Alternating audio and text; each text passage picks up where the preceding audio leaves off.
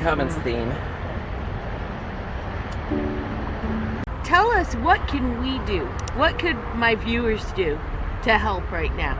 Viewers, dear listeners, all across the world, there's something you can do right now. Go to woodstreetcommons.com and copy and paste the link to our Google Doc, which is our email campaign to the Board of Directors of Habitat for Humanity.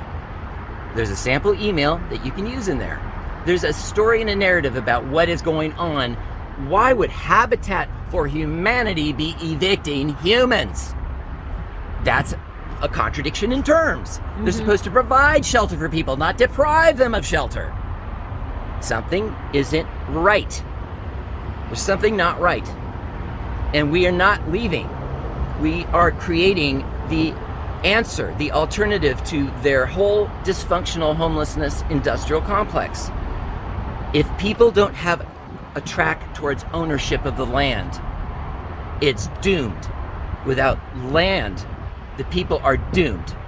That's historic fact, always throughout history. When the people are dispossessed of their land, they die out, or they're absorbed by another culture, or they are completely enslaved.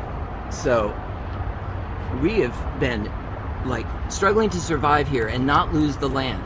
Mm-hmm. Not this area of 18th to 20th Street on Wood Street, the city-owned part of this must not be ceded, or this is the core of our self-organizing movement. This is where it began, right here at the All or None patio, and then it spread to other encampments. Or there was something in the air and other encampments were getting self-organized.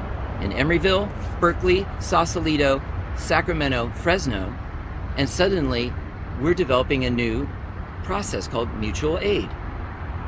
Encampments are protecting and supporting each other out of necessity, because we face a powerful state agency, Caltrans, mm-hmm. But when we burst into their Zoom meeting, theatrically speaking, that gave us 6 weeks, 8 weeks of time to get our act together to protect ourselves here and have layers of protection, legally, theatrically, and physically, so that we are using everything in our due process to protect our staying on this land and creating a model of an Oakland Commons Trust and a tiny home eco-village with shared infrastructure that is conducive to cooperative community that could be applied to every city in the United States, so that you have a track of ownership cooperatively, not as an individual speculator, but as somebody who's willing to cooperate with your community.